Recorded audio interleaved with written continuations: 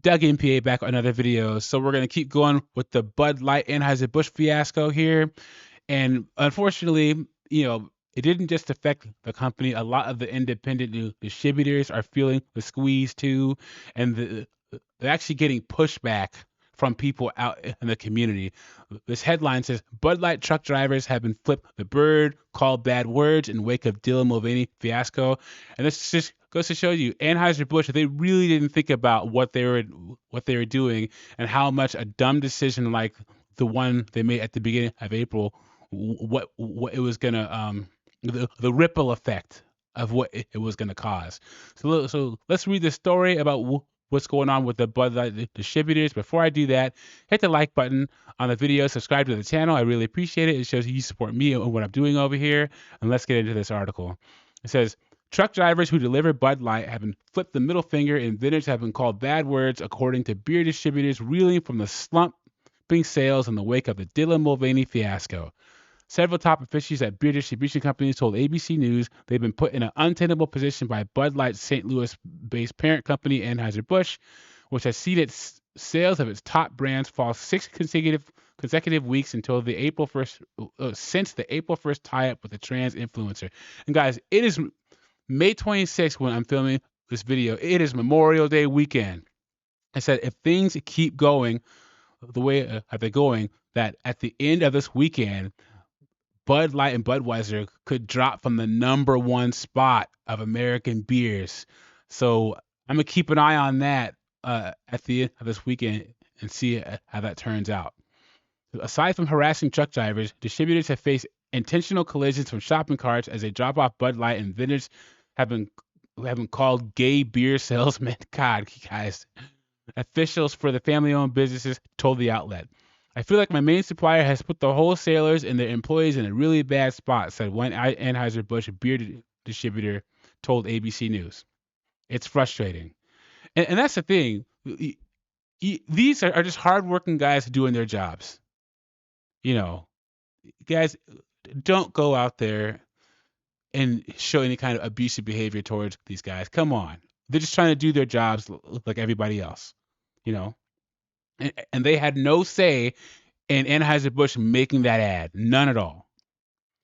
Another Anheuser-Busch distributor based in the Pacific Northwest told ABC News, it's sad that the boycotting consumers, can't make that disconnect between the independent wholesale and a big corporation. It's disheartening. And that's true. Leave these guys alone, please. It says, a Kansas-based distributor, Pestinger Distribution Company, which serves 23 rural counties in the state, told ABC News that it has seen a nearly 30% fall in sales of Bud Light since boycott calls grew early last month.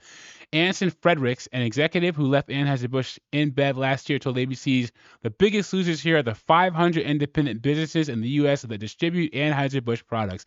And that is 100% true. Those are the people really hurting, Fredericks said.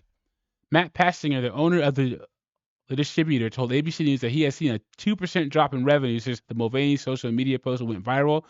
We've stressed some because you never want to see red numbers, he said. Pastinger has resisted cutting costs. To make up for the shortfall, he has spent more on sponsorships of local festivals and charities, he told ABC News. Our business philosophy is you take care of the community and the community takes care of you. We're doubling down on that, Pastinger said. An official at High Plains Budweiser, a Nebraska-based distributor, told ABC News, in the end, the people hurt the most are the local small business retailers and wholesalers in your community. The Kansas-based distributor told ABC News that while sales have slipped, there have been signs that they are picking up again. The Pacific Northwest-based distributor agreed, telling ABC News, I think the bad times are behind us. Oh, yeah, we'll see about that. We do have a game plan if it does come to that level of severity, the distributor said. Last week, Steve Tatum, a general manager of Montgomery, Alabama-based Bama Budweiser, paid for a radio commercial in hopes of reassuring alienated customers that he wasn't on board with Bud Light's social media campaign partnership with Mulvaney. And it's so sad that he has to do that. He has to pay out of his own company's money to put out an ad saying, me and my group had nothing to do with that, so please buy the beer. I hope he gets compensated from Anheuser-Busch, but I doubt it. We too at Bam and Budweiser are upset about it and have made our feelings known to the top leadership at Anheuser-Busch, Tatum said. Steep drop in sales of Bud Light continued to worsen for the sixth consecutive week, plunging by nearly 25% since the ill-fated promotion with Mulvaney, the latest industry data shows. Sales of the U.S. #1 beer were down 24.6% for the week ending May 13th compared to a year ago, slightly worse than the 23.6% dip they suffered a week earlier, according to Bump Williams Consulting and Nielsen IQ Research. Even more alarming, industry experts say is a negative impact on Anheuser-Busch InBev's other brands, including Budweiser and Michelob Ultra, with the latter being the nation's #3 beer last year with more than $3.3 billion in sales.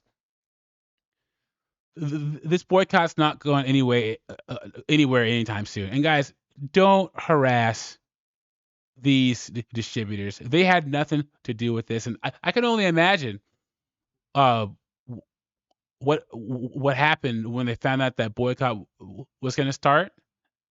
They were powerless.